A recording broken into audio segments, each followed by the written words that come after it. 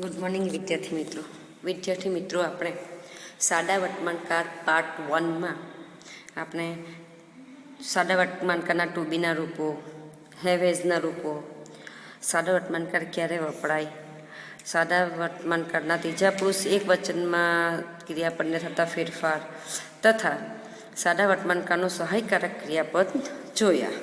હવે આજે આપણે સાદા વર્તમાનકારમાં WH ક્વેશ્ચન્સ જોવાના છીએ. WH ક્વેશ્ચન્સ એટલે કે જે પ્રશ્નસૂચક શબ્દની શરૂઆત WH થી થતી હોય તે. અહીં જો WHO હુ એટલે કોણ, તેની શરૂઆત WH થી થઈ છે. એવા ઘણા બધા શબ્દો છે જે આપણે જોવાના છીએ. હુ એટલે કોણ.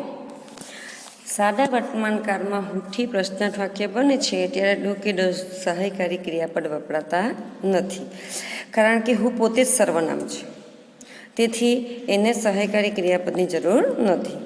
એટલે જ્યારે પણ હુથી પ્રશ્ન પૂછાય ત્યારે ડુ કે ડઝનો ઉપયોગ થતો નથી.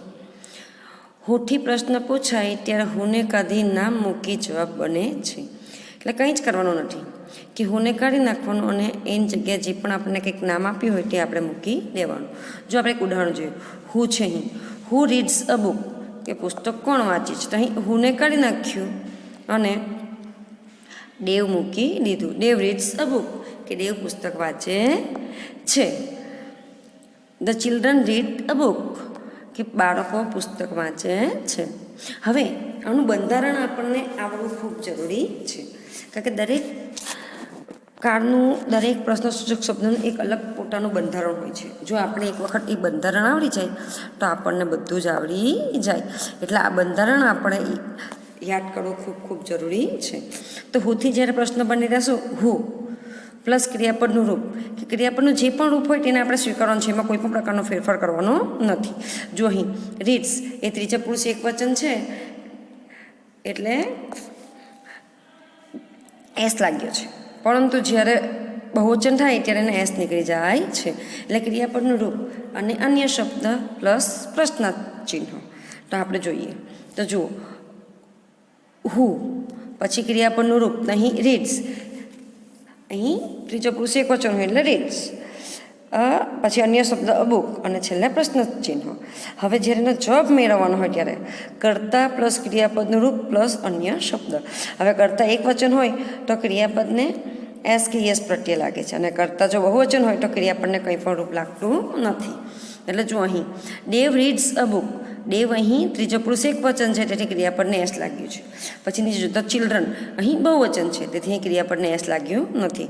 એટલે આપણને અહીં આ આવડવું જરૂરી છે કે હુ પછી જે પણ કંઈક કરીને આપણે નામ મૂકી દેવાથી જ તે વાક્યનો જવાબ બની જાય છે, તે જવાબ પોતે બની જાય છે.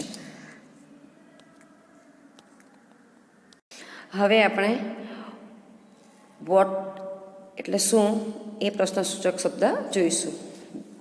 કે કોઈ પણ વ્યક્તિ, વસ્તુ, પ્રાણી કે પક્ષીની માહિતી મેળવવા માટે વોટનો ઉપયોગ થાય છે. વોટથી પ્રશ્ન પૂછાય છે. તો સાની માહિતી લેવાની છે. વ્યક્તિ, વસ્તુ, પ્રાણી કે પક્ષી એના વિશે જો આપણે કંઈ પણ માહિતી મેળવવાની હોય તો આપણે વોટથી પ્રશ્ન પૂછાય છે. હવે આપણે બંધારણ જોઈ લઈએ. બહુ સહેલું છે. વોટ પ્લસ ડુ અથવા ડઝ.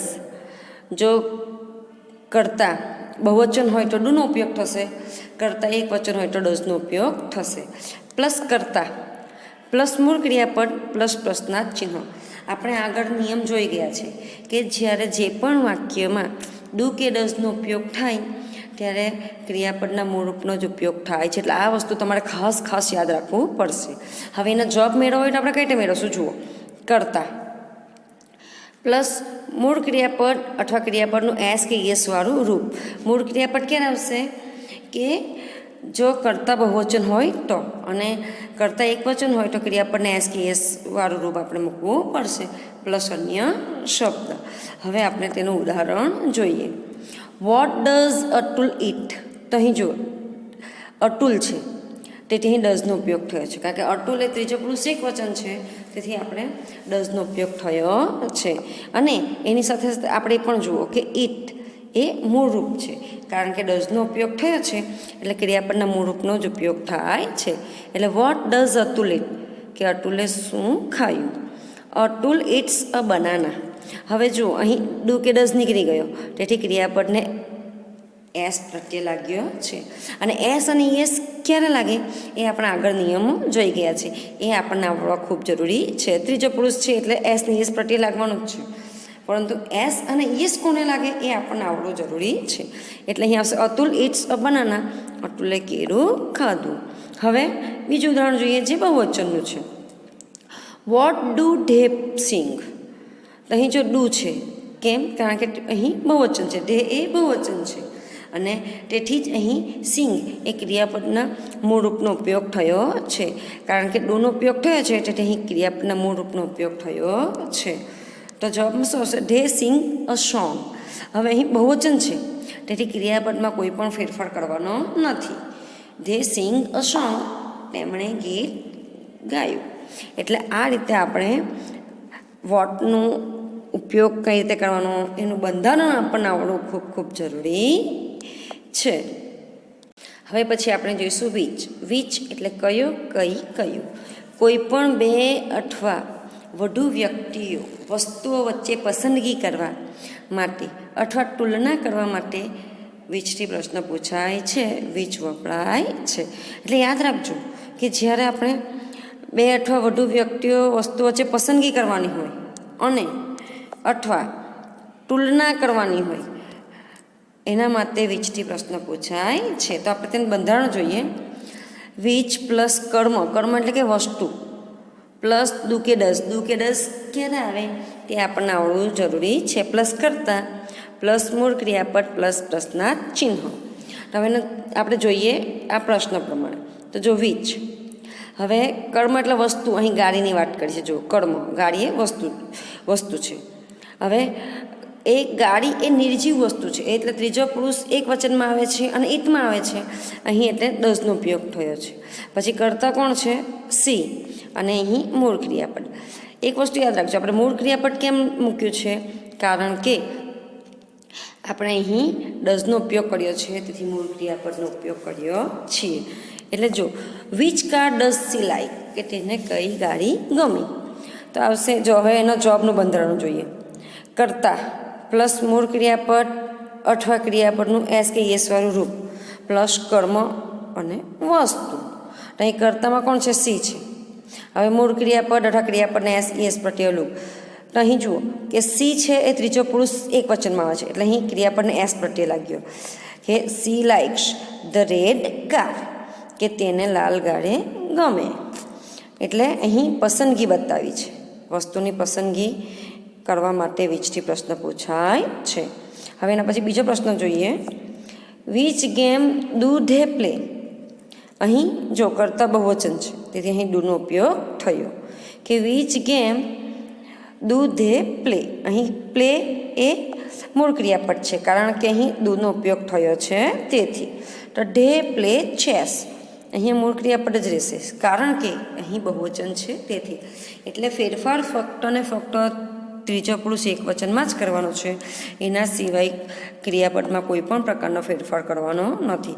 એટલે તમને અહીં દરેક પ્રશ્નસૂચક શબ્દનું બંધારણ તમને આવડવું ખૂબ ખૂબ જરૂરી છે. હવે આપણે જોઈશું વેન. વેન એટલે ક્યારે. એટલે કોઈ પણ ક્રિયાનો સમય જાણવા માટે વેનથી પ્રશ્ન પૂછાય છે. એટલે ક્રિયા ક્યારે થઈ છે એ સમય જાણવા માટે વેનથી પ્રશ્ન પૂછાય છે. હવે આપણે એનું બંધારણ જોઈએ. When plus do does plus કર્તા પ્લસ મૂળ ક્રિયાપદ પ્લસ પ્રશ્નાર્થ ચિહ્ન. હવે આપણે જોઈએ વેન પછી ડઝ, કારણ કે અહીં અમર એ ત્રીજો પુરુષ એક વચન છે તેથી આપણે ડઝનો ઉપયોગ કર્યો. અને પ્લે, પ્લે એટલે રમે છે, કે અમર ક્યારે રમે છે. હવે એનો જવાબ જોઈએ. કર્તા, તો કર્તામાં કોણ છે? અમર. ક્રિયાપદનું યોગ્ય રૂપ, કારણ કે કર્તા ત્રીજો પુરુષ એક વચન છે એટલે ક્રિયાપદને એસ પ્રત્યે લાગ્યું છે. પ્લસ અન્ય શબ્દ એટલે કે સમયદર્શક શબ્દ. ઇન ધ ઇવનિંગ, કે સાંજે, અમર સાંજે રમે છે. તો ફરી આપણે જોઈએ. જો વેન પ્લસ ડુ કે ડઝ પ્લસ કર્તા પ્લસ મૂળ ક્રિયાપદ પ્લસ પ્રશ્ન ચિહ્નો. હવે એનો જવાબ માટે આવશે કર્તા પ્લસ ક્રિયાપદનું યોગ્ય રૂપ પ્લસ અન્ય શબ્દ કે સમયદર્શક શબ્દ. તો હવે જોઈએ વેન ડઝ અમર પ્લે, તે અમર ક્યારે રમે છે. તો અહીં ડઝનો ઉપયોગ થયો છે, તેથી અહીં મૂળ ક્રિયાપદનો ઉપયોગ થયો છે. અને ડઝ એટલા માટે ઉપયોગ થયો કે કંઈ ત્રીજો પુરુષ એકવચન છે તેથી. હવે એનો જવાબ આવશે અમર પ્લેઝ. અહીં ત્રીજો પુરુષ એકવચન છે, તેથી અહીં ક્રિયાપદને એસ કે એસ પ્રત્યે લાગે છે. અને નિયમ પ્રમાણે વાયની આગળ સ્વર છે તેથી માત્ર એસ જ લાગે છે. Amar plays in the evening, કે અમર સાંજે રમે છે. હવે બીજું ઉદાહરણ જોઈએ. When do we study. We એટલે અમે, ડુ કરીએ છીએ, સ્ટડી અભ્યાસ, કે અમે ક્યારે અભ્યાસ કરીએ છીએ. તો અહીં બહુવચન છે તેથી ડુનો ઉપયોગ થયો છે. હવે બહુવચન હોય ત્યારે ક્રિયાપદના રૂપમાં કોઈ પણ પ્રકારનો ફેરફાર થતો નથી. વી સ્ટડી ઇન ધ આફ્ટરનૂન, અમે બપોરે અભ્યાસ કરીએ છીએ. અહીં બહુવચન છે તેથી ક્રિયાપદમાં કોઈ પણ પ્રકારનો ફેરફાર કરવાનો નથી. એટલે તમારે અહીં પણ એનું બંધારણ તમારે યાદ રાખવું ખૂબ ખૂબ જરૂરી છે. હવે આપણે જોઈશું વેર. વેર એટલે ક્યાં. કોઈ પણ વ્યક્તિ, વસ્તુ, પ્રાણી કે પક્ષીના સ્થાનની જાણકારી જાણવા માટે વેરથી પ્રશ્ન પૂછાય છે. જો સ્થાનની જાણકારી યાદ રાખજો, વેનમાં સમયની જાણકારી હતી, અહીં વેર છે, વેરમાં સ્થાનની જાણકારી આપણે મેળવવાની છે. એટલે કોઈ પણ વ્યક્તિ, વસ્તુ, પ્રાણી કે પક્ષીના સ્થાનની જાણકારી જાણવા માટે વેરથી પ્રશ્ન પૂછાય છે. તો હવે આપણે બંધારણ જોઈ લઈએ. વેર પ્લસ ડુ કે ડઝ પ્લસ કર્તા પ્લસ મૂળ ક્રિયાપદ પ્લસ પ્રશ્નાર્થ ચિહ્નો. એટલે એક વસ્તુ મિત્રો યાદ રાખજો કે જ્યારે પણ આપણે સાદા વર્તમાનકાળમાં પ્રશ્ન બનાવીએ ત્યારે ક્રિયાપદના મૂળ રૂપનો જ ઉપયોગ થાય છે, કારણ કે તેમાં ડુ કે ડઝનો ઉપયોગ થયો હોવાથી એક હું જ અપવાદરૂપ છે. બાકીના બીજા બધા જ પ્રશ્નસૂચક શબ્દોમાં ડુ ડઝનો ઉપયોગ થાય છે, તેથી મૂળ ક્રિયાપદ જ આપણે મૂકવાનું રહેશે. હવે એનો જવાબ મેળવવો હોય તો શું આવશે? કર્તા પ્લસ ક્રિયાપદનું યોગ્ય રૂપ. જો એક વચન હોય તો ક્રિયાપદને એસ કે એસ પ્રત્યે લાગે, બહુવચન હોય તો ક્રિયાપદનું મૂળ રૂપ જ મુકાય છે. પ્લસ સ્થળવાચક શબ્દ, કે કઈ જગ્યાએ છે તે જગ્યાવાચક શબ્દ આપણે મૂકવાનો રહેશે. તો હવે આપણે ઉદાહરણ જોઈએ. Where does Minal go. જો અહીં મિનલ એ ત્રીજો પુરુષ એક વચન છે, તેથી ડઝનો ઉપયોગ થયો. અને અહીં મૂળ ક્રિયાપદ, કારણ કે ડઝનો ઉપયોગ થયો છે તેથી મૂળ ક્રિયાપદનો ઉપયોગ થયો. કે વેર ડઝ મિનલ ગો, કે મિનલ ક્યાં ગઈ. Minal goes to school. અહીં મિનલ જો આપણે કરતા આવી ગયું મિનલ, પછી ક્રિયાપદનું યોગ્ય રૂપ, કારણ કે અહીં ત્રીજો પુરુષ એક વચન છે તેથી ક્રિયાપદને એસ કે એસ પ્રત્યે લાગે. અને આપણે એક નિયમ હતો કે double S, S H, C H, x કે ઓ હોય તો ક્રિયાપદને ઈએસ પ્રત્યે લાગે છે. એટલે અહીં ઓ છે એટલે જીઓ ઈએસ થઈ જાય. Minal go to school. અહીં જો સ્થળ બતાવ્યું છે, સ્થળવાચક શબ્દ, કે મિનલ શાળાએ જાય છે. હવે બીજું વાક્ય જોઈએ. Where do the girls skip. Skip એટલે દોડતા કૂદવું, વેર એટલે ક્યાં. અહીં ગર્લ્સ બહુવચન છે તેથી ડુનો ઉપયોગ થયો છે. કે where do the girls skip. The girls skip in the garden. તો અહીં ગર્લ્સ બહુવચન છે તેથી ક્રિયાપદમાં કોઈ પણ પ્રકારનો ફેરફાર કરતા નથી. અને ઇન ધ ગાર્ડન એટલે બગીચામાં એ સ્થળવાચક શબ્દ છે કે છોકરીઓ બગીચામાં દોડતા કૂદે છે. How many. હાઉ મેની એટલે કેટલા. ગણી શકાય તેવી વસ્તુ બતાવવા એટલે કે સંખ્યાવાચક નામ માટે પ્રશ્ન પૂછવા હાઉ મેનીથી પ્રશ્ન પૂછાય છે. હાઉ મેનીનો ઉપયોગ થાય છે કે જે વસ્તુ આપણે ગણી શકીએ છીએ, જેને આપણે કાઉન્ટિંગ કરી શકીએ છીએ 1, 2, 3 એમ, તો તેવી વસ્તુઓ માટે હાઉ મેનીથી પ્રશ્ન પૂછાય છે. પૈસા અપવાદરૂપ છે, તે ગણી શકાય છે છતાં તેના માટે પ્રશ્ન હાઉ મચથી જ પૂછાય છે. એક યાદ રાખજો, પૈસા ગમે તેટલા હોય, રૂપિયા ગમે તેટલા હોય, આપણે તેને ગણી શકીએ છીએ, છતાં તેના માટે હાઉ મચથી જ પ્રશ્ન પૂછાય છે. અહીં ઉદાહરણ છે જોઈએ. How much money do you want, કે તમને કેટલા રૂપિયાની જરૂર છે. આઈ વોન્ટ 100 રૂપીસ, કે મને 100 રૂપિયાની જરૂર છે. એટલે યાદ રાખજો, પૈસા અપવાદરૂપ છે, તે ગણી શકાય છે, છતાં તેના માટે પ્રશ્ન હાઉ મચથી પૂછાય છે. બાકીના બીજું બધું જે ગણી શકીએ તેના માટે હાઉ મેનીનો ઉપયોગ થાય છે. હવે આપણે તેનું બંધારણ જોઈ લઈએ. હાઉ મેની એટલે પ્રશ્નસૂચક શબ્દ. સંખ્યાવાચક શબ્દ. હવે સંખ્યાવાચક શબ્દ કયો કે જેની સંખ્યા માંગી હોય તે. યાદ રાખજો, અત્યાર સુધી પ્રશ્નસૂચક શબ્દ પછી તરત ડુ કે ડઝનો ઉપયોગ થતો હતો, પરંતુ અહીં ઊંધું છે. હાઉ મેની પછી તરત જ સંખ્યાવાચક શબ્દ કે જેની સંખ્યા માંગી હોય તે. યાદ રાખજો કે જેની સંખ્યા માંગી હોય તે શબ્દ મૂકવાનું છે. પ્લસ ડુ કે ડઝ એટલે ડુ ડઝ પછી આવે છે. પ્લસ કરતા, પ્લસ ક્રિયાપદ, પ્લસ પ્રશ્નના ચિહ્નો. હવે એનો જવાબ મેળવવું હોય તો આપણે શું કરશું? કરતા પ્લસ ટુ બીનું રૂપ જે હોય તે, પછી સંખ્યા અને સંખ્યાવાચક શબ્દ એટલે કે જેની સંખ્યા માંગી હોય તે. હવે આપણે એક ઉદાહરણ જોઈએ. How many horns. જો હાઉ મેની પછી હોર્ન્સ સંખ્યા માંગી છે, શિંગડા. ડઝ ધ કાઉ હેવ કે કાવ એટલે ગાય, કે ગાયને કેટલા શિંગડા હોય છે. અહીં ગાયની માંગી છે એટલે અહીં હોર્ન્સ. હોર્ન્સ એટલે સંખ્યા માંગી છે. એટલે જો આપણે એનું બંધારણ જોઈએ. હાઉ મેની પછી જેની સંખ્યા માંગી હોય તો આની સંખ્યા માંગી છે હોર્ન્સ એટલે શિંગડાની સંખ્યા માંગી છે. પછી ડુ ડઝ તો અહીં ગાય ત્રીજો પુરુષ એક વચન છે તેથી ડઝનો ઉપયોગ કર્યો છે. પછી કરતા ધ કાવ અને ક્રિયાપદ હેવ કે ગાયને કેટલા શિંગડા હોય છે. તો જવાબમાં શું આવશે? કરતા એટલે ધ કાવ, પછી ટુ બીનું રૂપ તો અહીં હેવ હેઝનો ઉપયોગ થયો છે એટલે આપણે અહીં ગાય એ ત્રીજો પુરુષ એક વચન છે તેથી અહીં હેઝનો ઉપયોગ થયો છે. પછી સંખ્યા તો શિંગડાની સંખ્યા કેટલી છે? 2, 2 એટલે સંખ્યા.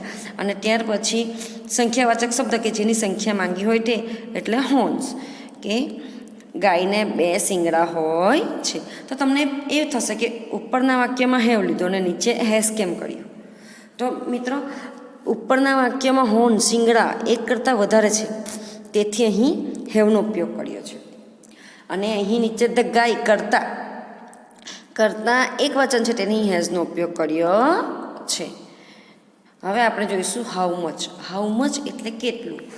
ગણી ન શકાય તેવા દ્રવ્યવાચક નામનો જથ્થો જાણવા માટે હાઉ મચથી પ્રશ્ન પૂછાય છે.